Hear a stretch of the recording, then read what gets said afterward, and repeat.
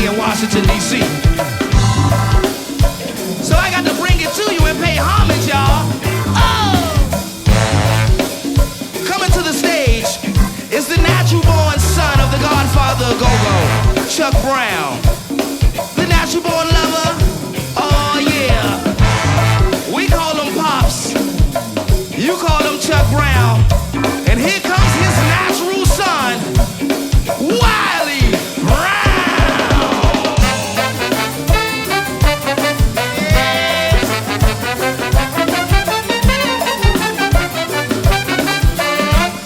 You ready, Wiley?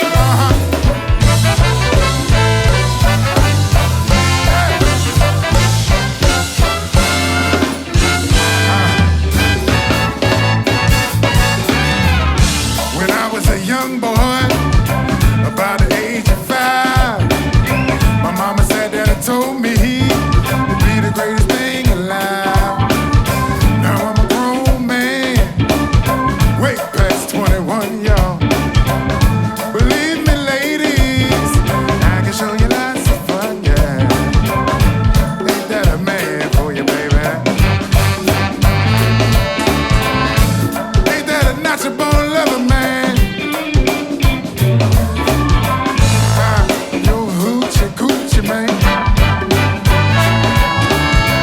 I am your hoochie coochie man. I'm good for 10, girl, like I told you before. If you can give me one, baby, I guarantee you 9 more. Now you can be the queen of my castle.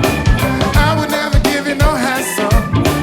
Baby, you can ride my tide till you decide to slide. Ain't that a man for you, baby? Ain't that a natural-born lover, man?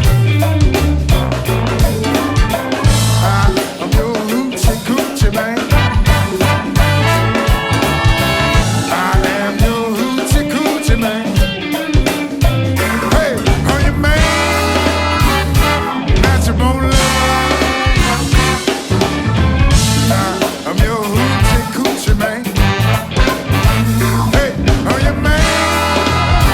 Whoa, I'm your man. I'm your hoochie coochie man. Hey. Oh yeah, that's Wiley Brown, y'all. Washington, D.C. zone. And now that we in the zone, we gonna do you like you're grown. Oh! Come on.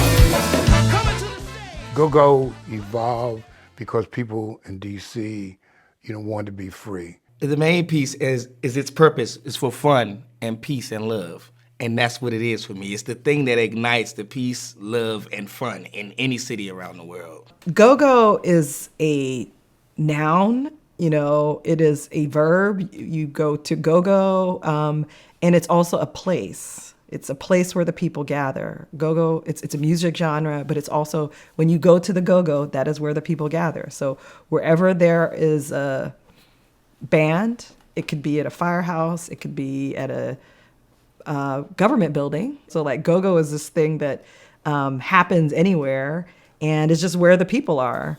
And it's something that has characterized Black life and Black social life in the District of Columbia since the 1970s. I would say it's a subgenre of funk to be more technical, but then I would say you just gotta be there. It's an experience. It's a percussive, musical, vocal, spiritual, energy experience. But when you come to a go-go, all of your cares are just wiped away. That's what go-go does. It just brings unity and love to the population, and it just makes you move. I mean, you can't just stand in the corner and just not move when there's a go-go playing, you know what I mean? It really makes you move, and I love it. In terms of the go-go bands, what makes them much different is they invite participation. Matter of fact, it's not a go-go if the audience is not participating. Go-go is part jazz, part funk, part Pentecostal church. All of that mixed together is like the ultimate party. It's a particularly sticky place and experience because the audience is part of the band. So it's a conversation between the musicians and the community, and it's sort of like this back and forth that happens. So it's a really special thing, special cultural experience unique to Washington, D.C. that's been super resilient and sturdy over a lot of different changes. It makes you party, and it's fun. It's not offensive, it's fun. All ages, from infants to senior citizens. It's the best music in the world, no doubt about it.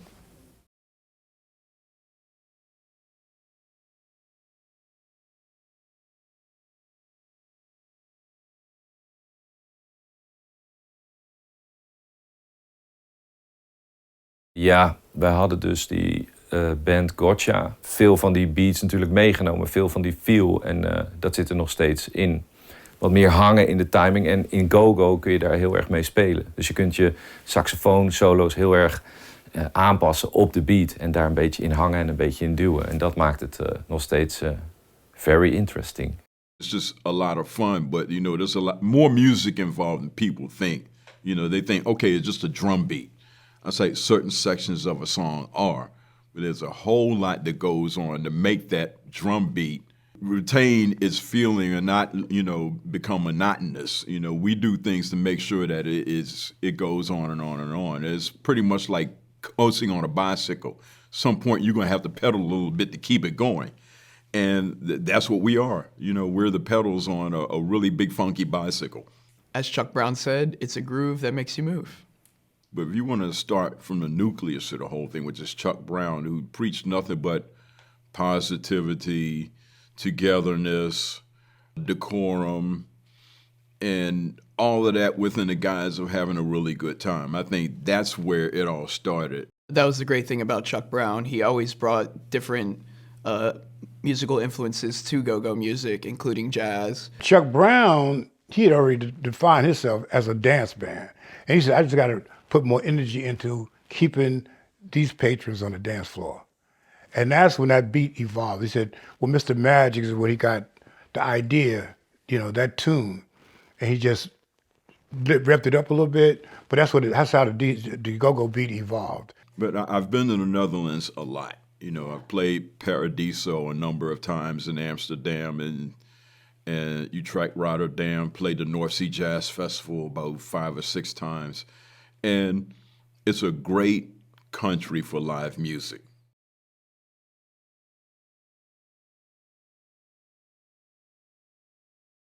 I guess a lot of the African Americans that are playing, that created go-go, their ancestry is also from the Caribbean, West Indies and stuff like that. So a lot of those rhythms and adding all the Latin instruments, that's coming also from the ancestry that I share also.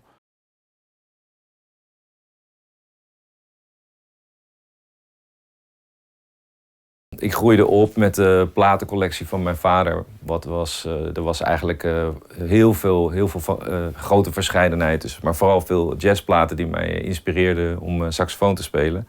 Cannibal Adderley, maar ook een plaat van Arthur Blythe. En dat was een beetje een discoplaat. Dus ik heb altijd die interesse gehad in jazz, funk en soul en alles wat ertussen zat. En op de middelbare school was het niet zo cool om jazz te spelen. Althans, er waren niet veel mensen die dat deden.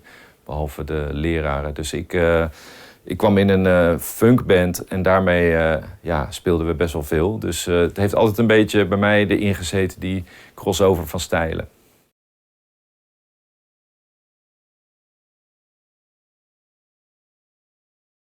Well, yes, I guess there is a thing about the absence of having folkloric music. It also means that your canvas is completely blank, right? If you come from a very strong musical culture, let's say, you will think about it in that context. So you are more bound to certain rules just because they're in your system. And I don't think that Dutch musicians have that obstruction, so to speak. I think it's a lot easier for us to break those forms and play with the forms and the sort of building blocks of the music without feeling that we're doing something sacrilegious or something.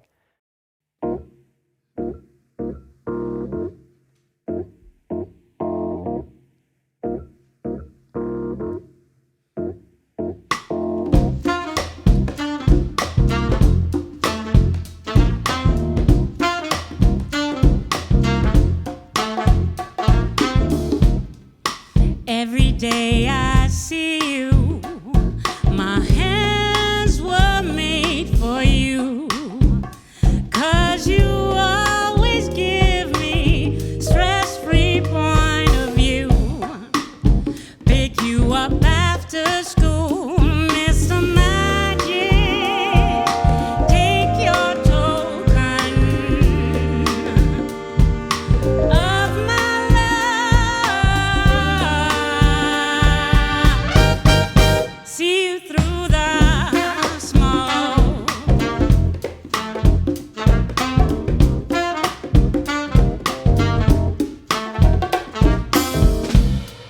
'Cause without you I'm misery, so blue without my grain, and all the songs sound better when you're next to me. Yeah, 'cause you come naturally, Mr. Magic, take your token of my love.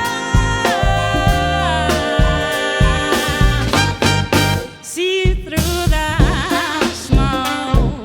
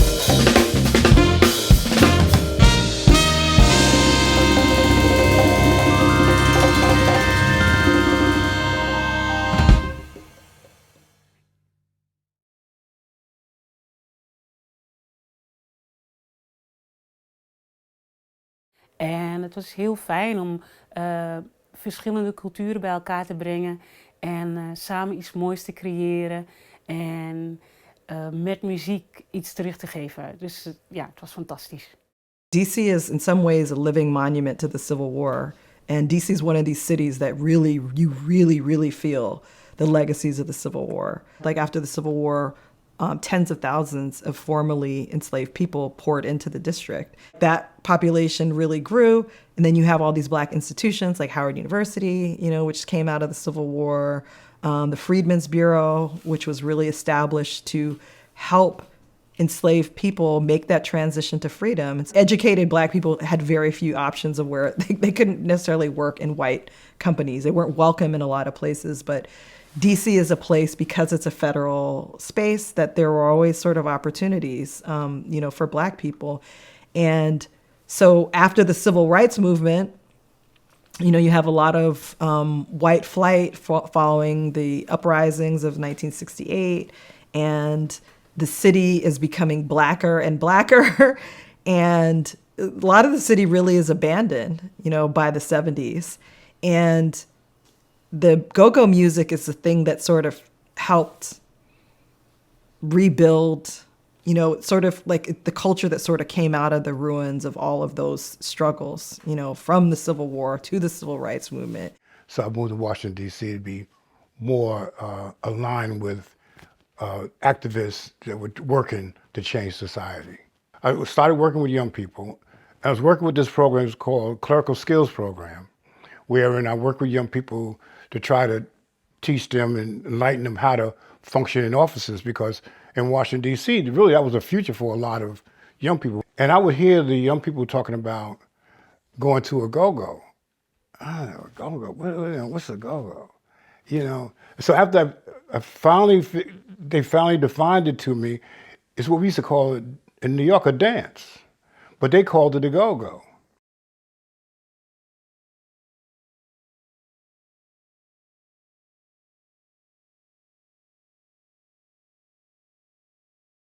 Go-go has been something that has been historically in DC scapegoated for all of the other issues. So whether it's drug epidemic, drug addiction, gun violence, whatever ills there were among the people, the policymakers found it easier to say, okay, well, go-go is the problem. If we just stop the music or stop the places where people gather, then that'll solve the problem. And of course it didn't. So we had an increase in violence and drug abuse.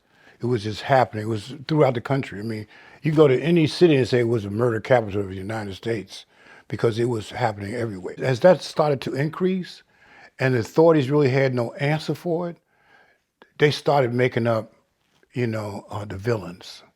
And the villain in DC became the bands, it became the music. And so go-go actually went underground, pretty much went underground, for many years after the 1980s. Well, I told the band, I said, you have to join your voices. You have to take participating in government more serious. You need to form associations. You need to be more active in these campaigns. You need to have people who are running for a particular office come to you and tell you what they want to do for you, and you have to become more a whole citizen. You just can't play music. You have to now exercise your responsibility as a full-fledged citizen. But the times that we came together and joined, as citizens and fought back, we were more successful. Then later on, the politicians started seeing the positive side of these bands. They said, wait a minute, if I want to be elected, if I have one of these bands play at my picnic, they're going to bring in, thousands of citizens. And that's what started happening. The politicians started seeing the other side and started utilizing these bands in a more creative fashion. Telly, go-go has been treated badly. It has been criminalized. It has been stigmatized. It's been maligned. It's been scapegoated. And, to sort of see it being embraced and being, in the light and people sort of seeing it for what it is, which is art, is beautiful. I love the music, and I'm really happy that I could bring these two groups together, my trio and my Dutch friends, and celebrate this music. And I hope we're going to hear a lot more of it.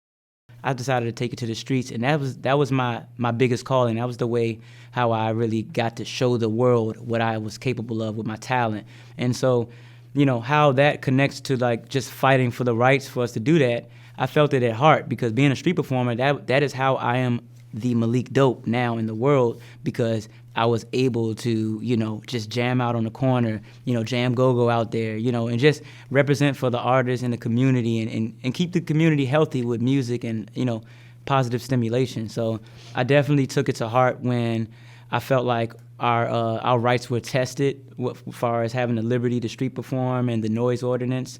I definitely, you know, I showed up, I testified, you know, on behalf of, you know, all the street performers. Like, no, you can't mute us. Don't mute DC. And I guess listening to all these artists from the U.S., it has been a great like influence on also Dutch culture and Dutch activism, because you go with the times, and the times are very much kind of governed by also main American media, even here.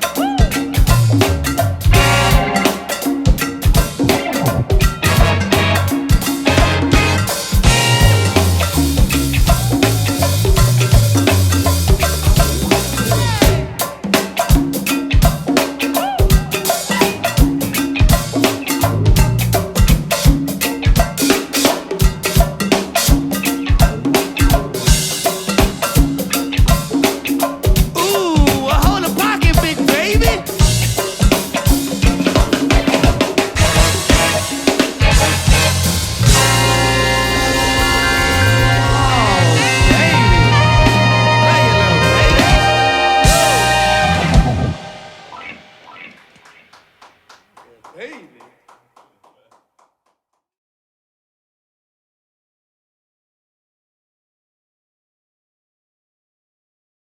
So in February of 2020, go-go was named the official music of Washington, D.C., which was something that we in the Don't Mute DC movement had really embraced and pushed. And this is really an exciting time, you know, to have that official recognition and hopefully the institutional support that we'll have. When that happened, that was full circle. So for me, all the go-go's, all the hearings, and all the work that we've been doing all these years, it just culminated when DC first came around and said, this is our official music. Now, some would say it's always been the official music, which is right.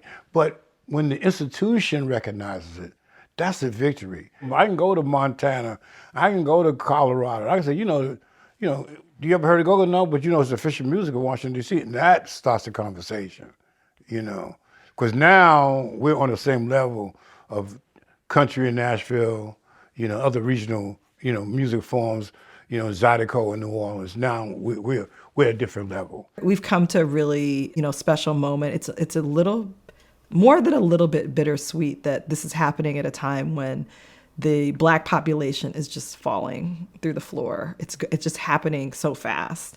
So the people are being displaced, but the people's culture is being embraced. I'm still hopeful that it's happening.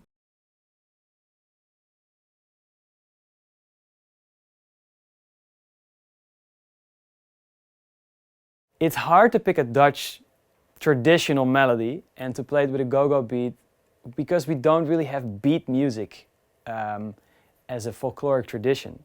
So those melodies over this kind of beat, but this song, the rhythm of the melody works really well. And it's not, it comes from a movie, Turks Fruit, Turkish Delight. And I think this melody is catchy and it's sort of, for me, it lends itself really well for this rhythm. Yeah, I think that's why I chose it.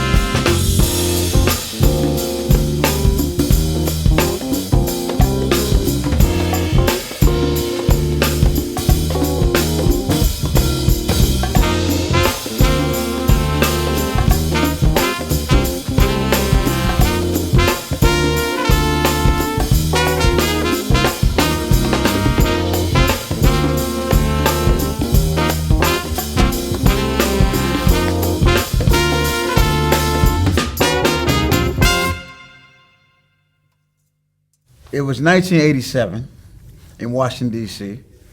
We was at the 930 Club, and Spike Lee came in. They lit it up. And it was that energy. That's what I think really affected Spike, was the energy that was in that room that evening. And he probably have never felt or seen anything like that before. And that's what made him say, look, I gotta have these guys in my movie. But we was partying, everybody was partying. And he saw that and he was like, wow, would you guys like to be in my movie? This was a Friday night. The next Monday, I was in New York recording, doing the butt. That's how it happened, and thank God he did, because to this day, it's still playing around the world. A legendary man himself, Mr. Doing the Butt, the one and only Sugar Bear.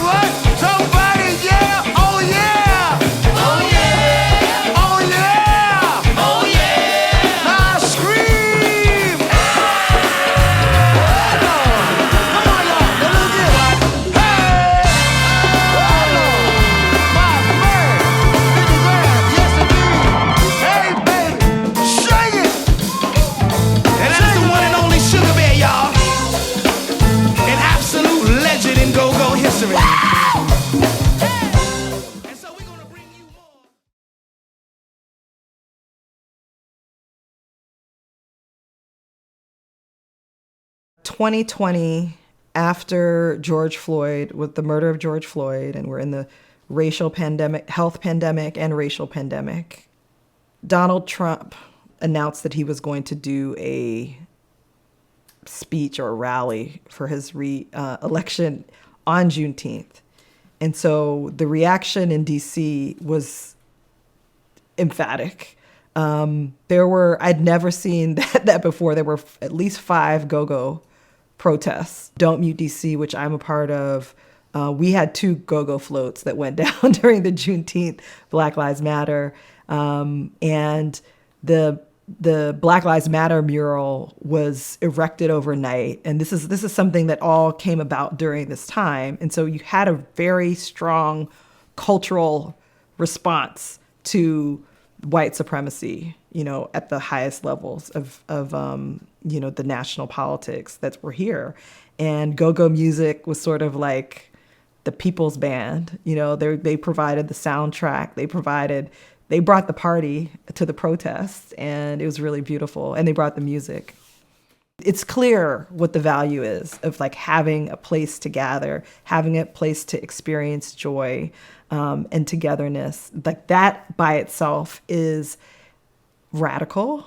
That is in some ways a refusal, to be oppressed, it's an affirmation that we're alive and that we're breathing and we're together and that we have survived, we're resilient.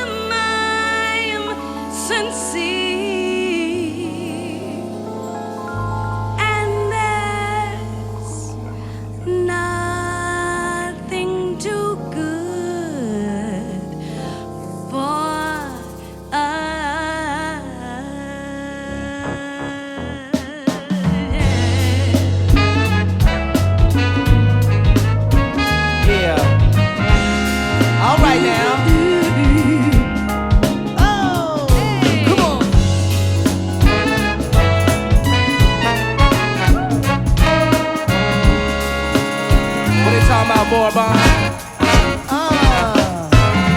Whispering in his ear, oh, my magic potion for love.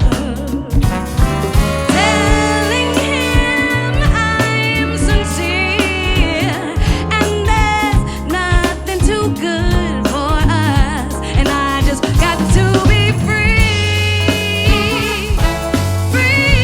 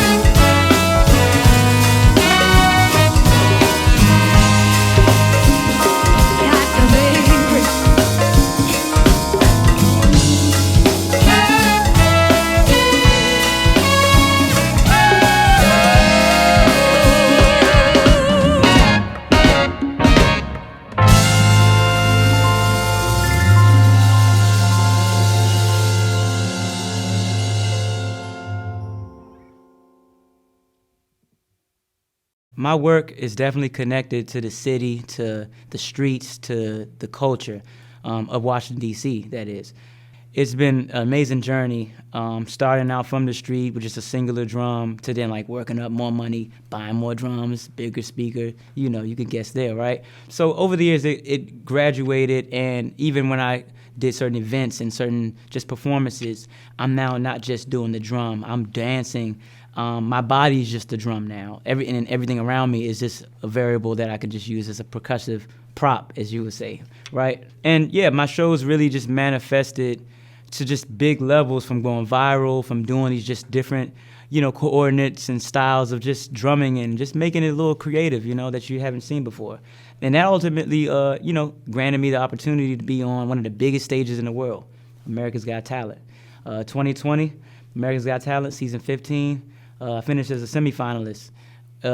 I must say that was the best performance. And we always say when it comes to music, it's a way to lose yourself. It's a way to just all the aches and pains and all the ails that bother you. This is the way for me to release it. And so we're gonna bring you more, and this right here is coming to your front door.